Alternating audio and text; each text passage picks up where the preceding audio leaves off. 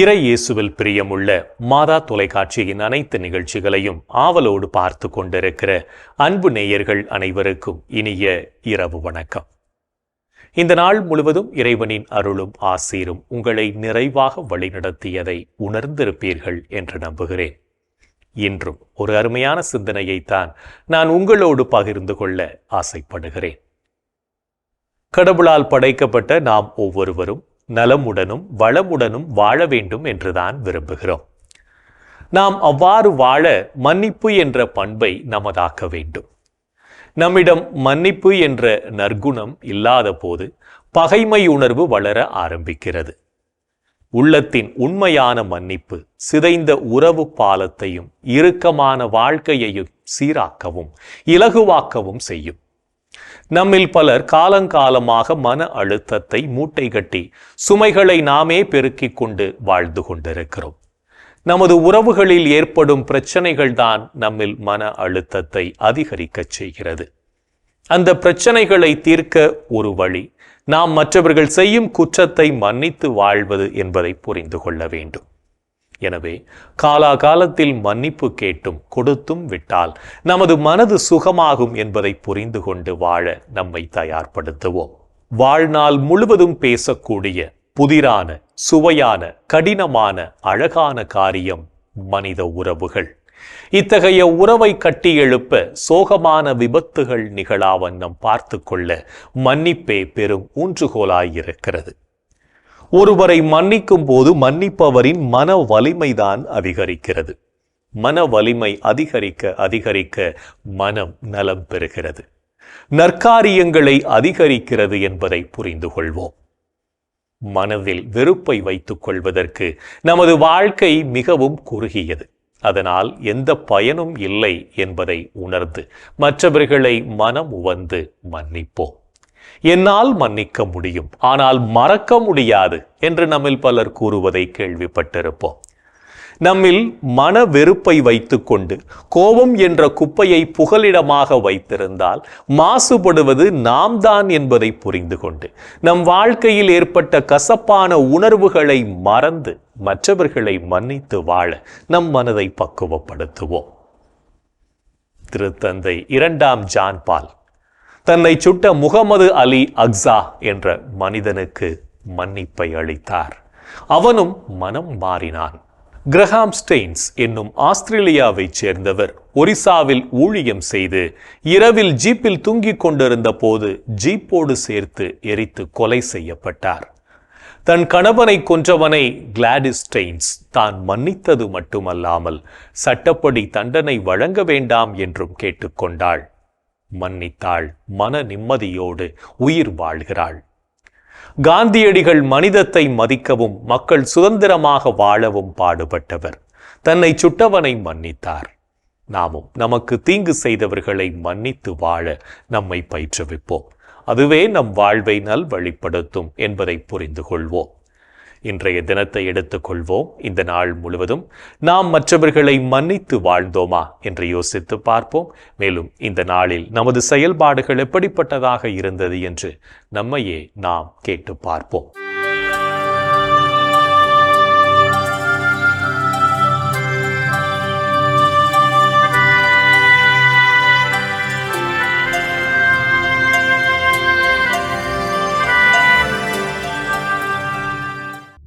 இன்று நீங்கள் இயேசுவை பற்றிய நற்செய்தியை அறிவித்தீர்களா? உலகெங்கும் சென்று படைப்பிற்கெல்லாம் நற்செய்தியை பறைசாற்றுங்கள். இன்று நீங்கள் ஆண்டவருக்கு அஞ்சி நடந்தீர்களா? குழந்தாய், நீ செய்வது அனைத்தையும் பணிவோடு செய். அவ்வாறாயின் கடவுளுக்கு உகந்தோர் உனக்கு அன்பு காட்டுவர். இன்று நீங்கள் கடவுளின் கட்டளைகளை கடைபிடித்தீர்களா? என் கட்டளைகளை ஏற்று கடைபிடிப்பவர் என் மீது அன்பு கொண்டுள்ளார்.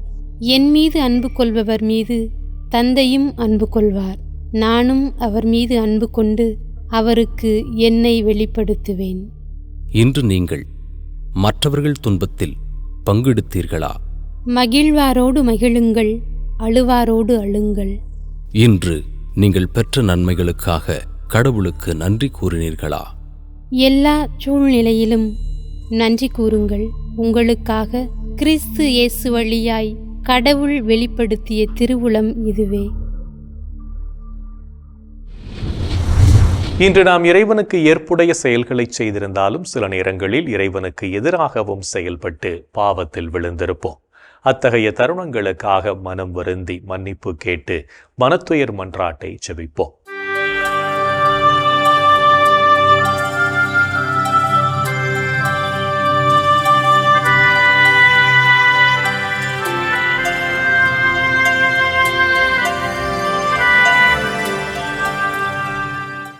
எல்லாம் வல்ல இறைவனிடமும் சகோதர சகோதரிகளே உங்களிடமும் நான் பாவி என ஏற்றுக்கொள்கிறேன். ஏனெனில் என் சிந்தனையாலும் சொல்லாலும் செயலாலும் கடமையில் தவறியதாலும் பாவங்கள் பல செய்தேன். என் பாவமே, என் பாவமே, என் பெரும் பாவமே. ஆகையால் எப்போதும் கன்னியான புனித மரியாவையும் வானதூதர் புனிதர் அனைவரையும் சகோதர சகோதரிகளே உங்களையும் நம் இறைவனாகிய ஆண்டவரிடம் எனக்காக வேண்டிக்கொள்ள மன்றாடுகிறேன். ஆமேன். மனத்துயர் மன்றாட்டை ஜெபித்ததன் வழியாக இறைவனிடமிருந்து மன்னிப்பை பெற்றிருப்போம் என்ற நம்பிக்கையோடு இறை வேண்டலில் இணைவோம்.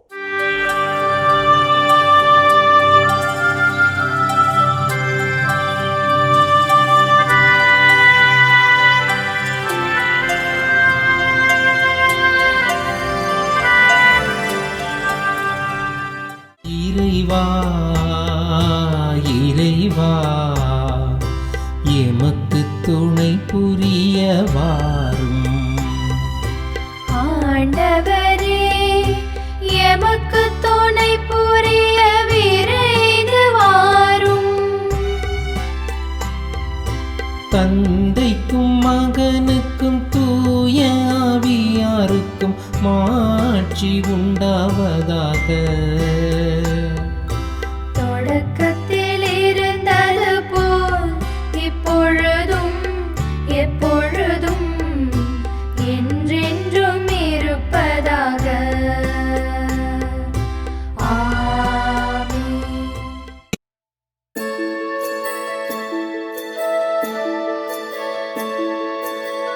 போயது பொழுது புகுந்தது இரவு, தூயனை உனது பொன்னடி தொழுது. நேயமையெல்லாம் ஏதமும் நீக்கி நீயமையாண்டு காத்தருளையா. கனவுகள் துயில் வழி காணுதல் வேண்டாம், கனவிருள் பூதமும் கண்ணுரள் வேண்டாம். சினமுறு பகைவர் முரணலாம் வெல்வார், ஈனமும் உடலில் அணுகிடாது அருள்வார். ஆதியம் தந்தாய் அருள் புரிவீரே, அமலன மகனே அருள் புரிவீரே. ஜோதியே உருவாம் தூய ஆவியாரே, தொழுதனம் உமதடி அருள் புரிவீரே. ஆமென், ஆமென், ஆமென்.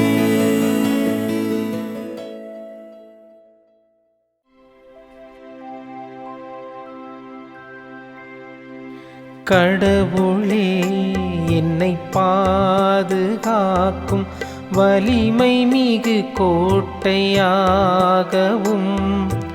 அடைக்கலமாகவும் இருந்தருளும். கடவுளே என்னை பாதுகாக்கும் வலிமை மிகு கோட்டையாகவும் அடைக்கலமாகவும்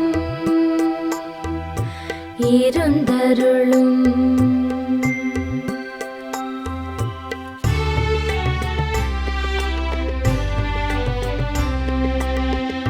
ஆண்டவரே உம்மிடம் நான் அடைக்கலம் புகுந்துள்ளேன், ஒருபோதும் நான் வெட்கமடைய விடா பாவியும் உமது நீதிக்கேற்ப என்னை விடுவித்தருளும்.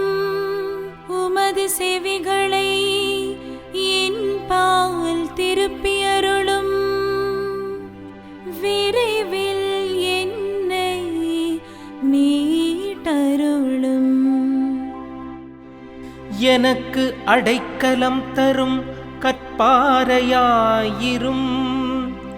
வலிமை மிகு கோட்டையாய் நீரிருந்து என்னை பாதுகாத்தருளும். ஆம், நீர் என் கற்பாறையும் கோட்டையும் நீரே.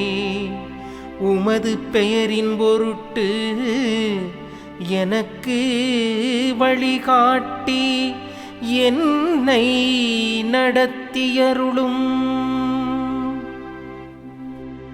எனக்கென அவர்கள் விரித்துள்ள வலையிலிருந்து என்னை விடுவித்தருளும்.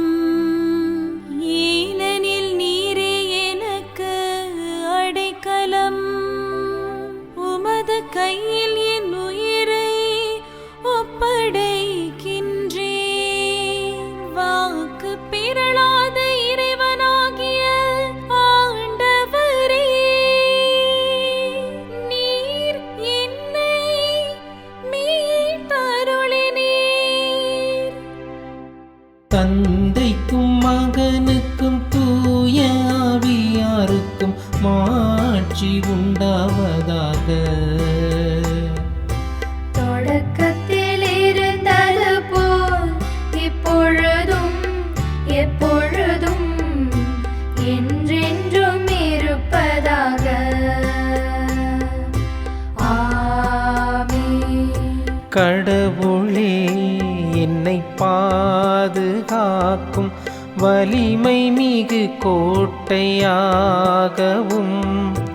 அடைக்கலமாகவும் இருந்தருளும். கடவுளே, என்னை பாதுகாக்கும் வலிமை மிகு கோட்டையாகவும் அடைக்கலமாகவும் இருந்தருளும். இறைவனின் உடனிருப்பு இந்த இரவு பொழுதிலும் நம்மை பாதுகாத்து வழி நடத்தும் என்ற நம்பிக்கையை இறை வேண்டலின் வழியாக பெற்றுக்கொண்ட நாம் இப்போது நாளைய நற்செய்தி வாசகத்திற்கு செவிமடுப்போம்.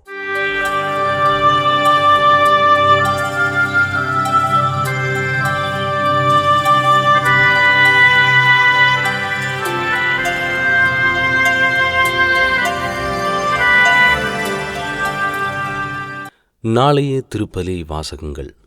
முதல் வாசகம் திருத்தூதர் பவுல் தீமோத்தேயுவுக்கு எழுதிய 2ஆம் திருமுகத்திலிருந்து வாசகம். அதிகாரம் 2, இறை வார்த்தைகள் 8 முதல் 15. பதிலுரை பாடல் திருப்பாடல். அதிகாரம் 25, இறை வார்த்தைகள் 4 முதல் 5, 8 முதல் 10 மற்றும் 14. மார்க்கு எழுதிய தூய நற்செய்தியிலிருந்து வாசகம். அதிகாரம் 12, இறை வார்த்தைகள் 28 முதல் 34. அக்காலத்தில் மறைநூல் அறிஞருள் ஒருவர் இயேசு அவர்களுக்கு நன்கு பதில் கூறிக்கொண்டிருந்ததைக் கண்டு அவரை அணுகி வந்து, அனைத்திலும் முதன்மையான கட்டளை எது என்று கேட்டார். அதற்கு இயேசு, இஸ்ரவேலே கேள், நம் ஆண்டவராகிய கடவுள் ஒருவரே ஆண்டவர்.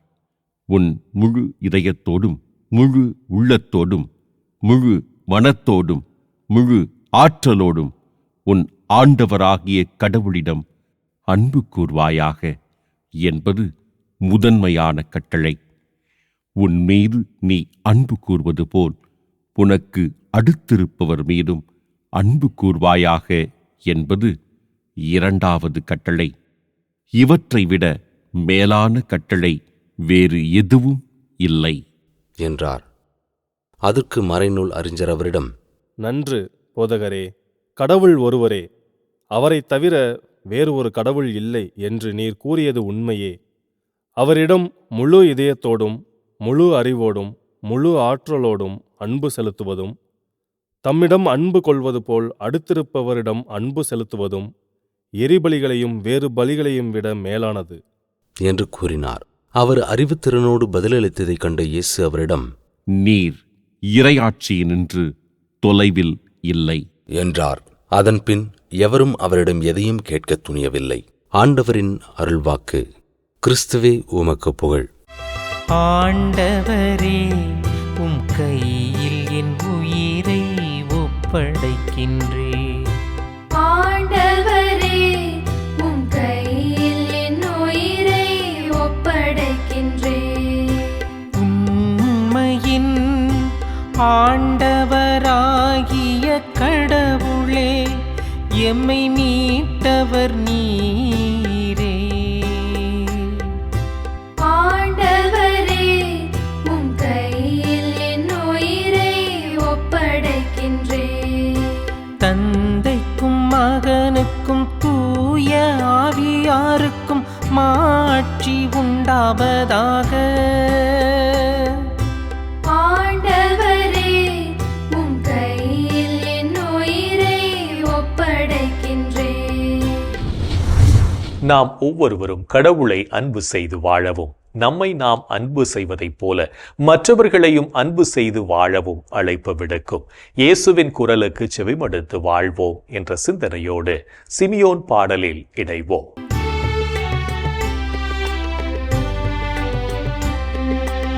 ஆண்டவரை நாங்கள் விழித்திருக்கும் போது எங்களை காத்தருளும். நாங்கள் தூங்கும் போது எங்களை பாதுகாத்தருளும். இதனால் கிறிஸ்துவோடு விழித்திருந்து அவரோடு அமைதியில் இளைப்பாறுவோம். ஆண்டவரே, நாங்கள் விழித்திருக்கும் போது எங்களை காத்தருளும். நாங்கள் தூங்கும் போது எங்களை பாதுகாத்தருளும். இதனால் கிறிஸ்துவோடு விழித்திருந்து அவரோடு அமைதியில் இளைப்பாறுவோம். சிமியோன் பாடல். ஆண்டவரே, உமது சொற்படி உம் அடியான் என்னை இப்போது அமைதியுடன் போகச் செய்கிறீர். ஏனெனில் மக்கள் அனைவரும் காணுமாறு நீர் ஏற்பாடு செய்துள்ள உமது மீட்பை என் கண்கள் கண்டுகொண்டன. இம்மீட்பே பிற இனத்தாருக்கு வெளிப்பாடு அருளும் மொழி. இதுவே உம் மக்களாகிய இஸ்ரவேலுக்கு பெருமை. இஸ்ரவேலுக்கு பெருமை. தந்தைக்கும் மகனுக்கும் தூய ஆவியாருக்கும் மாட்சி உண்டாவதாக. தொடக்கத்தில் இருந்தது போல் இப்பொழுதும் எப்பொழுதும் என்றென்றும் இருப்பதாக. ஆமென். ஆண்டவரே, நாங்கள் விழித்திருக்கும் போது எங்களை காத்தருளும். நாங்கள் தூங்கும் போது எங்களை பாதுகாத்தருளும். இதனால் கிறிஸ்துவோடு விழித்திருந்து அவரோடு அமைதியில் இளைப்பாறுவோம். ஆண்டவரே, நாங்கள் விழித்திருக்கும் போது எங்களை காத்தருளும். நாங்கள் தூங்கும் போது எங்களை பாதுகாத்தருளும்.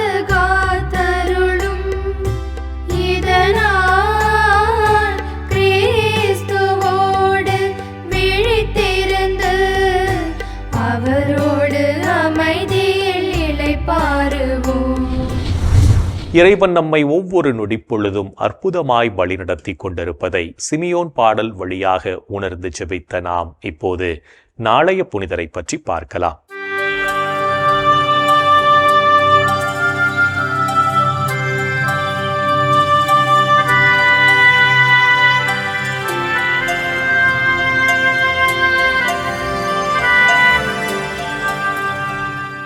ஜூன் 4. புனித பிரான்சிஸ் கராச்சியோலா.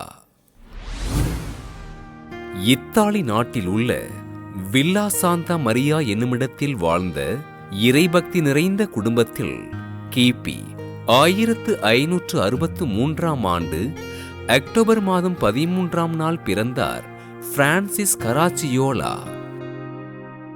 தன் 22வது வயதில் தொழுநோயினால் துன்பப்பட்ட இவர் தன் நோயினை ஆண்டவர் இயேசுவிடம் ஒப்படைத்து மன்றாட ஆண்டவரின் அருளால் அற்புத குணம் பெற்றார். தன்னை குருவாக இறைவனுக்கு அர்ப்பணிக்க விரும்பிய இவர் தன் சொத்துக்கள் அனைத்தையும் விற்று ஏழைகளுக்கு கொடுத்துவிட்டு குருத்துவ பயிற்சி பெற்று கிபி 1587ஆம் ஆண்டு அருட்குருவானார். சிறை கைதிகள் நல்மரணம் அடைவதற்காக பணி செய்து கொண்டிருந்த குருக்களோடு தன்னை இணைத்துக் கொண்டு இறைப்பணிகளை செய்த அருட்தந்தை கராச்சியோலா அருட்தந்தை ஜியோவானி அகஸ்டினோ அடார்னா என்பவரோடு இணைந்து புதிய துறவற சபையினை தொடங்கினார். திருத்தந்தை 5ஆம் சிக்ஸ்தூஸ் இவரின் புதிய சபைக்கு அனுமதி அளிக்க அச்சபையின் விதிமுறைகளின்படி கிபி 1589ஆம் ஆண்டு ஏப்ரல் மாதம் 9ஆம் நாள் வார்த்தைப்பாடு அளித்தார். நற்கருணை ஆண்டவரிடம் அதீத பக்தி கொண்ட இவர் தன் சபையின் அருள்பணியாளர்கள் சுழற்சி முறையில் 24 மணி நேரமும் நற்கருணை ஆண்டவரை ஆராதிக்க பணித்தார். கிபி 1593ஆம் ஆண்டு மார்ச் மாதம் 9ஆம் நாள் தன் சபையின் தலைவராக தேர்ந்தெடுக்கப்பட்ட இவர் ஸ்பெயின் நாட்டில் தன் துறவற சபையின் இல்லங்களை திறந்து சபையினை சீரோடு வழி நடத்தினார். திருத்தந்தை 5ஆம் பவுல் அருட்தந்தை பிரான்சிஸ் கராச்சியோலாவினை ஆயராக உயர்த்த முடிவு செய்ய அதனை அன்போடு மறுத்து இறைப்பணிகளை தொடர்ந்த இவர் கிபி 1608ஆம் ஆண்டு விண்ணகம் சேர்ந்தார். ஏழைகள் மீது அன்பு கொண்டு அவர்களின் வாழ்வு மேம்பாட்டிற்காக தன்னை அர்ப்பணித்துக் கொண்ட அருட்தந்தை பிரான்சிஸ் கராச்சியோலாவினை திருத்தந்தை 14ஆம் கிளெமெண்ட் அருளாளராக உயர்த்த திருத்தந்தை 7ஆம் பத்திநாதர் கிபி 1807ஆம் ஆண்டு மே மாதம் 24ஆம் நாள் புனிதராக உயர்த்தினார். புனித பிரான்சிஸ் கராச்சியோலா திருவிழாவினை கொண்டாடுகின்ற நாம் சமூகத்தில் பின்தங்கி இருப்பவர்கள் தங்கள் வாழ்வினில் உயர்வதற்காக ஆண்டவர் இயேசுவிடம் உருக்கமோடு ஜெபிப்போம். புனிதர்கள் ஒவ்வொருவரும் தங்களது வாழ்க்கையின் மூலம் இறைவனுக்கு சான்று பகிர்ந்து வாழ்ந்தவர்கள் என்பதை உணர்ந்தவர்களாய் நாமும் அவர்கள் வழியில் வாழ்ந்து இறை வழியில் பயணிப்போம் என்ற நம்பிக்கையோடு நாளைய தினம் நாம் இரக்கத்தின் ஜெபமாலை ஜெபித்து இறைவனின் அருளையும் ஆசீரையும் நிறைவாக பெற்றுக்கொள்வோம். என் அன்புக்குரிய சகோதர சகோதரிகளே, கடவுளுடைய மாபெரும் கிருபைகளெல்லாம் எண்ணி பார்த்து அவரை போற்றி புகழ்ந்து அவரை ஆராதிப்போம். இன்றைய தினத்திலே நாம் முதியவர்களுக்காக நாம் சிறப்பாக மன்றாடுவோம். எங்கள் அன்பே உருவான இயேசு ஆண்டவரே, இதோ முதியவர்கள், வயதான பெற்றோர்கள், இதோ இவர்களுக்காக நாங்கள் இந்த நாளிலே சிறப்பாக ஜெபிக்கிறோம்.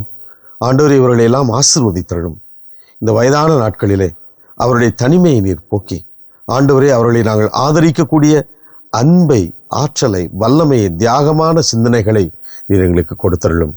குறிப்பாக இவர்களின் வழியாக நாங்கள் பெற்றுக்கொண்ட அத்தனை நன்மைகளையும் எண்ணி பார்த்து இந்த முதியவர்களை ஆறுதலோடும் அன்போடும் பார்க்கக்கூடிய, பழகக்கூடிய, அவர்களை ஆதரிக்கக்கூடிய நல்ல மனதை இளையோராகிய ஒவ்வொருவருக்கும் நீர் கொடுத்தருளும். ஆண்டவரே இயேசுவே, இந்த முதுமையினால் அவர்கள் படுகின்ற அனைத்து வேதனைகளிலிருந்தும், நோய்களிலிருந்தும், தனிமையிலிருந்தும் அவர்களை நீர் காப்பாற்றி அவர்களுக்கு ஆசீர்வாதத்தை கொடுத்து மன தைரியத்தை கொடுத்து அவர்களை நீர் வழிநடத்தும்படியாய் உம்மை கெஞ்சி கேட்கிறோம். எங்கள் அன்பு தாயே, ஆரோக்கிய அன்னையே, உமது பிள்ளைகளாகி இவர்கள் மேல் என்றும் இரக்கமாயிருந்து இவர்களுக்காக பரிந்து பேசுங்கள் அம்மா. இந்த ஜெபங்களை எல்லாம் எங்கள் ஆண்டவராகி இயேசுவே உமது வல்லமையான திருநாமத்தின் வழியாய் உம்மை கெஞ்சி மன்றாடுகிறோம். ஆமென். என்றும் வாழும் உயிருள்ள இறைவன் தந்தை, மகன், தூய ஆவியார் நம்மை நிறைவாக ஆசீர்வதிப்பாராக. ஆமென். இந்த ஜெபத்தின் வழியாக இறை ஆற்றலும் வல்லமையும் நம்மை நாளும் வழிநடத்தி கொண்டிருப்பதை உணர்ந்திருப்போம். இறை அன்பிலும் அரவணைப்பிலும் என்றும் நாம் நலமோடு வாழ்வோம். அன்னை மரியாவும் நமக்கு உதவிகள் செய்வார் என்ற நம்பிக்கையோடு அவரின் துணை வேண்டி இந்த நிகழ்வை நிறைவு செய்யலாம். Good night.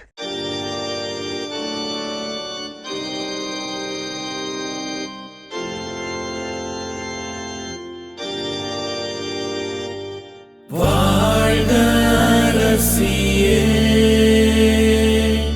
தயை மிகு அன்னையே, வாழ்வே இனிமையே, தஞ்சமே வாழ்க.